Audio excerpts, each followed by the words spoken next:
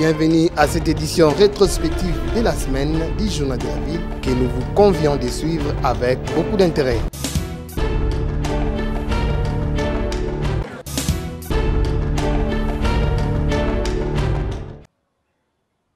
Le 4 septembre 2023, c'est le jour de la rentrée scolaire en République démocratique du Congo. La caméra du Journal de la Ville s'est rendue à l'Institut technique agricole de Mombélé dans la commune de Limete pour faire un constat sur l'effectivité de cette rentrée. Mais le constat est amer. Les élèves de classes différentes sont mélangés dans une salle par manque de locaux. Nous avons posé des questions aux responsables de cette école qui ont refusé de nous répondre devant la caméra, mais ils nous ont quand même dit que le bâtiment qui abritait d'autres salles de classe et un grand laboratoire pour la pratique et les stages des élèves de l'ITA Mombélé étaient détruits par les autorités pour d'autres projets. Les élèves trouvés sur place ont vraiment montré leur indignation. Toi, tu fais quoi? Industrie agricole, deuxième année. Bon, la rentrée, ça a été... Nous avons vu la participation des élèves, mais le mal année que j'étais surpris de voir, il n'y a plus de labos, salles d'informatique, les labos agricoles, les labos industriels. Nos matériels sont dehors, vous-même vous allez voir, tous nos matériels sont dehors. Il y a d'autres salles qu'on a supprimées pour garder quelques matériels. Donc, nous sommes mélangés dans une salle parce qu'il n'y a pas d'espace. On attend qu'on construise de nouveaux bâtiments pour faire des pratiques. Donc, on a perdu un temps, on va perdre un temps pour faire des pratiques. Parce que comment on va faire des pratiques? Même nos pratiques sur le terrain, on avait tout enlevé là-bas. On a tout enlevé, on a abattu tout. Nos matériels sont dehors, des autres sont abîmés directement quand on tirait là. Donc, ouais, ça me fait mal parce que j'ai fait 4 ans, je ne m'attendais pas à ça. On demande du plus tôt possible qu'ils viennent construire. Il n'y a plus de salles, on a détruit des bâtiments, des choses, donc il n'y a plus de salles pour faire de la pratique, tout ça. Ça te fait mal de voir ton école changer comme ça? Ouais, ça me fait vraiment mal. Une étudiante qui passait son stage sur l'agriculture a aussi expliqué l'importance de cette école. Dans ça, le stage. Pour ça, stage dans cette école? Il y a un centre agricole, tout ça, le stage dans la production animale et végétale. Tous en agriculture, on a pu connaître tous en élevage. L'école où ils ont un apport majeur dans la formation professionnelle. Oui, ils sont en makasi par rapport à l'élevage. Nous avons élevé donc on a une façon de élever il y a aussi la culture mais à l'aide de l'école on est soumis à Notons que l'ITA Mombélé est une école pilote unique à Kinshasa construite par les Belges. Ah. Mais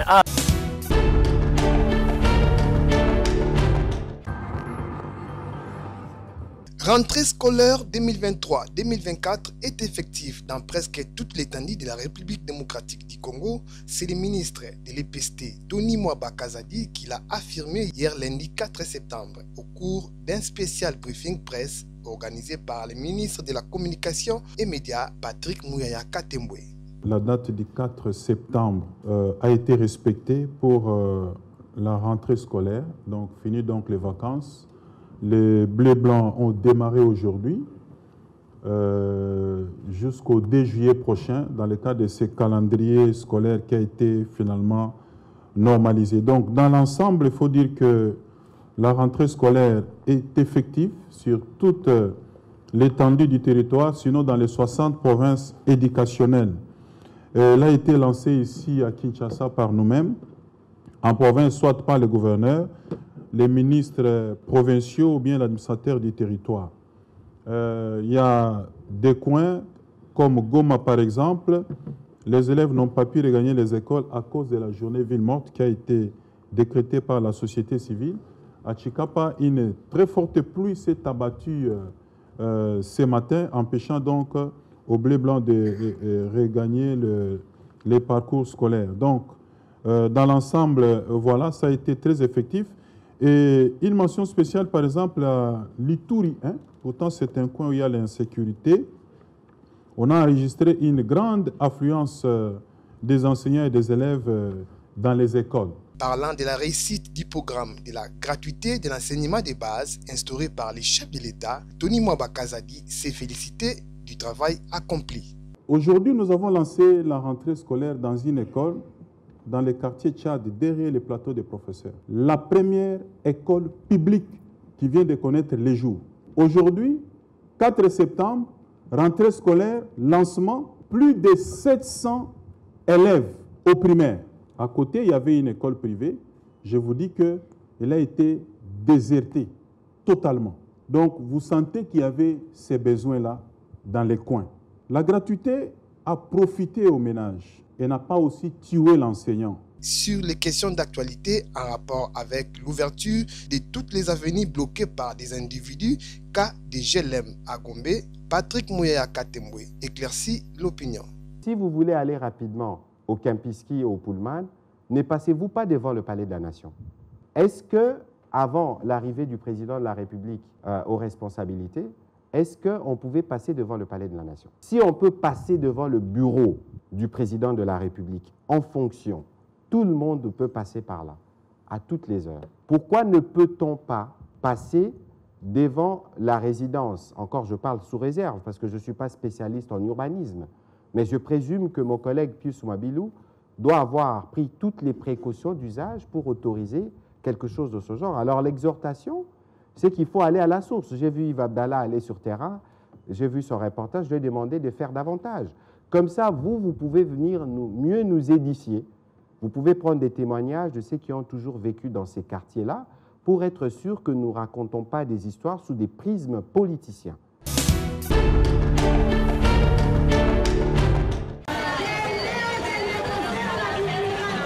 Le rond-point Gaba a vibré ce lundi 4 septembre 2023 au rythme des sensibilisations, deuxième édition randonnée pédestre électorale avec les réseaux d'éducation civique au Congo, RESIC sur terrain, mobilisés comme un seul homme, les animateurs d'IRESIC et son équipe mobile ont sillonné le rond-point Gaba, ses différents arrêts et différentes avenues pour sensibiliser la population et leur message était clair.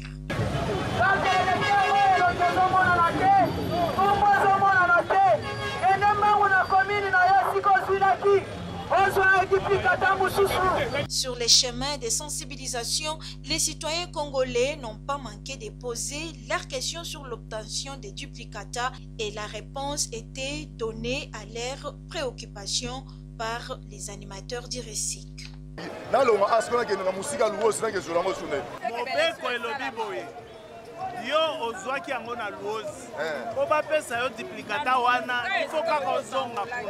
Maître Jean-Michel Mvondo, secrétaire exécutif du réseau d'éducation civique au Congo, revient sur la quintessence de ces randonnées pédestres électorales.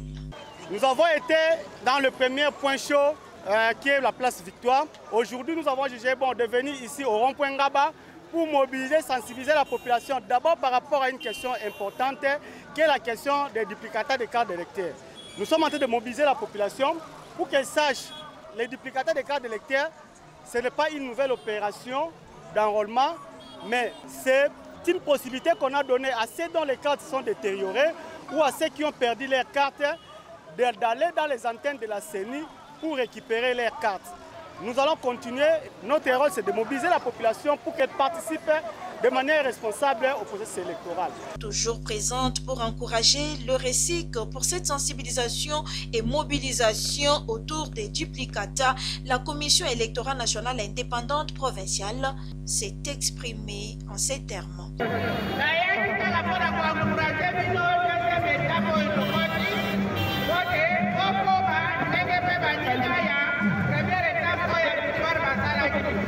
C'est dans le cadre du projet de sensibilisation et mobilisation de la population pour les élections apaisées en 2023, appuyé par 11-11-11 et Protection internationale, que cette sensibilisation est rendue possible par les RESIC dans 6 provinces de la RDC.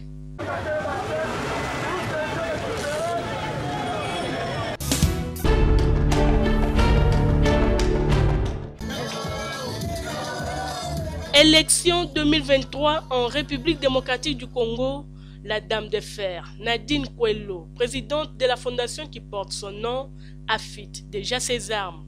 raison pour laquelle la présidente Nadine Kouelo a visité sa base du quartier 4 dans la commune d'Indjili le samedi 2 septembre 2023. Accueillie chaleureusement par sa base, Nadine Kouelo, prenant la parole, a fait savoir que son objectif est d'implanter son parti à ACBG, parti cher à l'honorable Ezekiel Kambale Barnabas dans tous les quartiers du district de la Tchangou. Elle a en outre sensibilisé sa base sur les enjeux politiques de l'heure et elle a en même temps profité de l'occasion pour faire la présentation de tous les candidats communaux de leur parti. Activité OESA, activité de visibilité à partir à ACBG, il y a honorable Ezekiel Kambale Barnabas. Nous avons la visibilité à partir de Kota Tchango Mobimba. Alors, on a un leader à Tchango et on a un parti par là. Tchango Mbada, on a quartier dans Tchango, faut parti et Kota. Tchango Yabana Tchango. Pas voter Bapayate, Bisson Bakolo Mabelito Zobokondina, Bisso Poto Bungsa.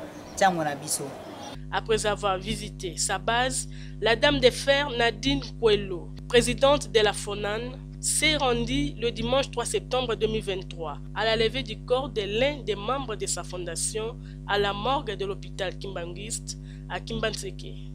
La présidente de FONAN n'était pas seule, elle était accompagnée du président interfédéral du parti AACBG et de sa base. Objectif: réconforter la famille touchée. On a famille où ils éprouvé les gens de la bisonnion sont, mais ils que c'est aux alamais, bah ils bandinga pour gérer souci en bisotoyer comme partie na bisotoyer pour kabula mawana bango en plus azar membre de l'association nangai la funéraire yango mone au kabula mawana bango. Ici de rappeler que la fondation Nadine Kouelo Fonan soutient les veuves et les filles mères et organise en même temps des formations gratuites dans plusieurs domaines.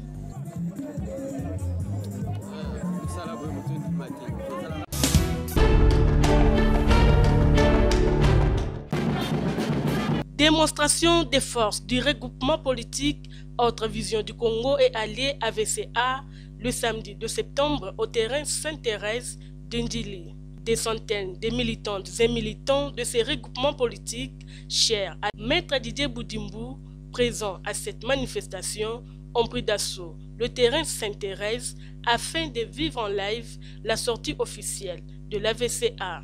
Une cérémonie qui a connu également la présence des cadres de ces regroupements politiques ainsi que de la présence remarquée du fils maison, l'ingénieur Marley Mbumba, au cadre de l'AVC qui a fait une entrée triomphale avec toute sa base vêtue en tenue traditionnelle.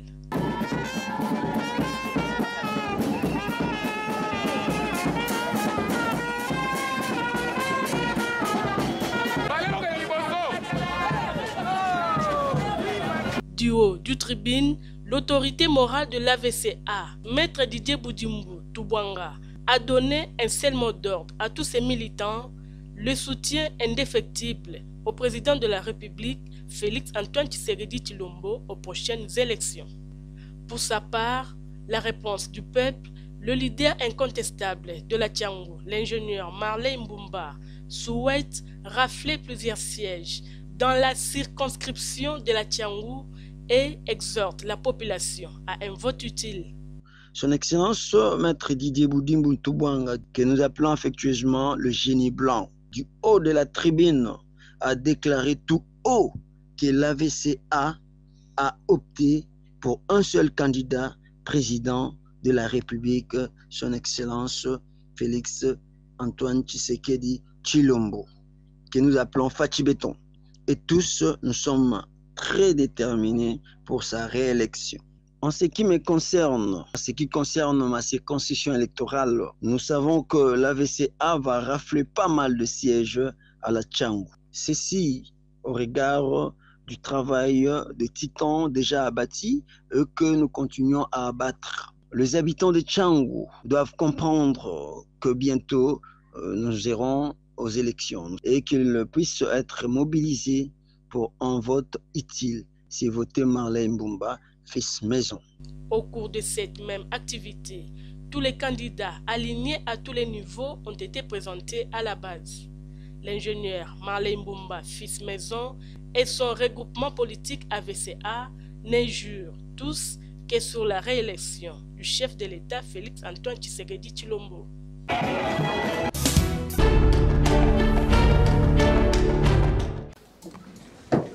Un ouf de soulagement pour les agents et fonctionnaires de l'État réclamé depuis le mois de juin. La commission paritaire gouvernement banque syndicale intersyndical national de l'administration publique INAP vient d'être convoquée officiellement par le vice-premier ministre, ministre de la fonction publique Jean-Pierre Liaou pour le 11 septembre 2023. Confirmation du président de l'intersyndical national de l'administration publique Fidel Kiyangi Matangila. C'est vendredi 8 septembre à l'issue d'une réunion avec le vice-premier ministre.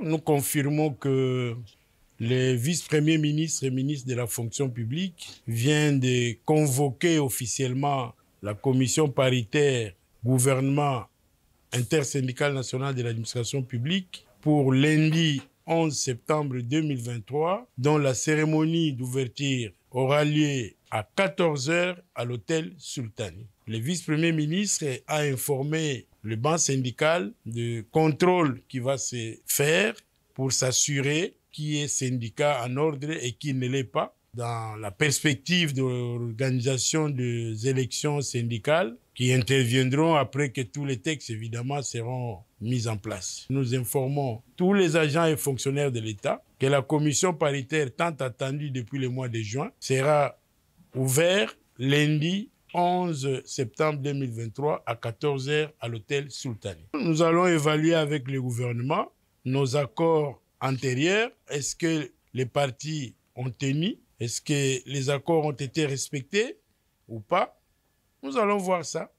Et aussi, il est prévu de nouvelles revendications ou de nouvelles demandes pour les agents. Mais principalement, c'est l'évaluation des accords signés depuis que l'INAP est INAP.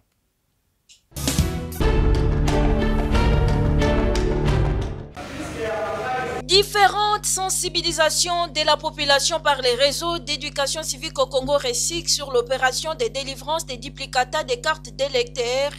L'heure est à l'évaluation. C'est vendredi 8 septembre 2023 au centre Libala à Mouinda.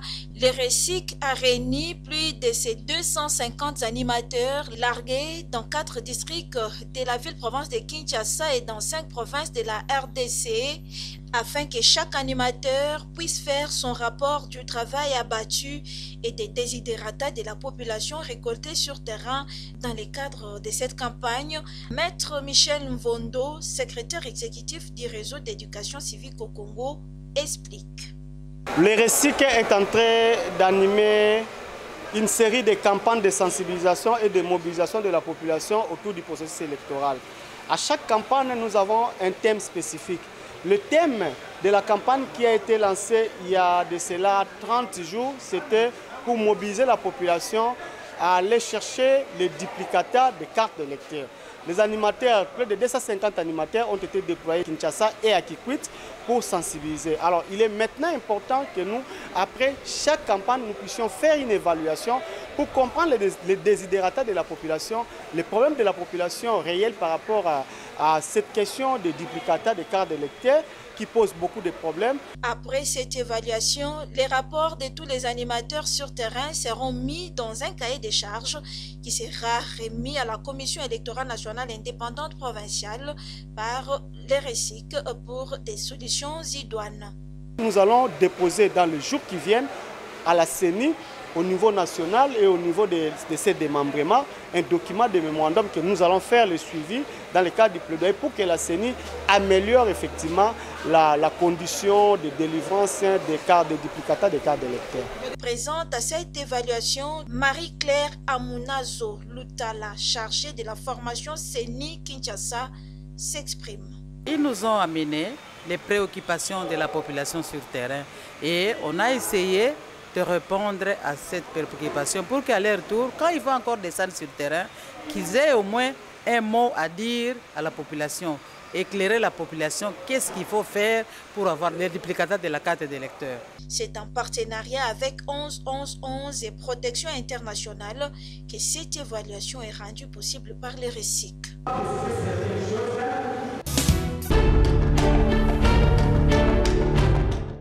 Promouvoir l'alphabétisation pour un monde en transition, bâtir les fondations des sociétés durables et pacifiques, tel est le thème retenu pour la journée internationale de l'alphabétisation, célébrée ce vendredi 8 septembre 2023 à travers le monde entier. Pour le préfet Jean-Marie Koussoukila du collège Saint-Esprit de Livoulou, la RDC, qui compte plus de 25% des taux d'analphabètes, est appelée à redoubler d'efforts pour booster l'alphabétisation au sein de son pays. Dans le cas de la RDC, par exemple, notre pays, la République démocratique du Congo, nous disposons encore d'au moins 25% des Congolais analphabètes.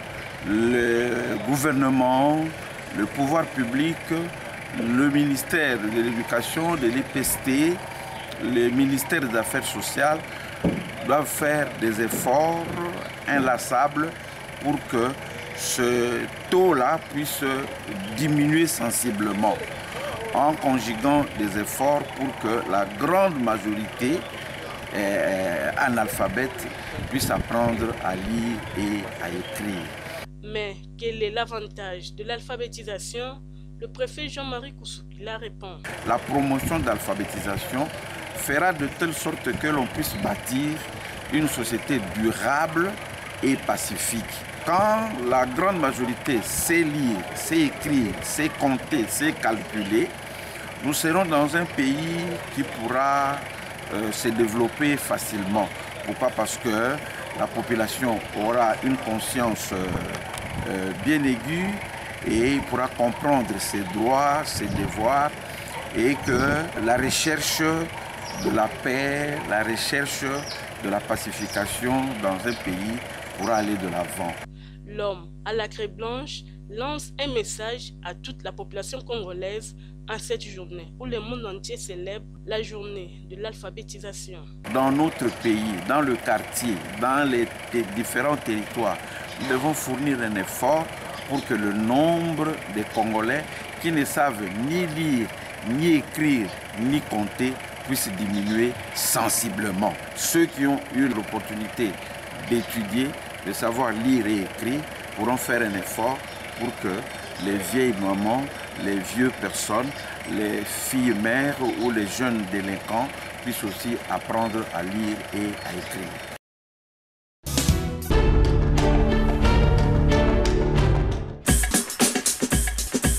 Fin de cette session d'information rétrospective de la semaine du Journal de la Ville. Merci de nous avoir suivis et déjà, nous vous disons bon début de la semaine.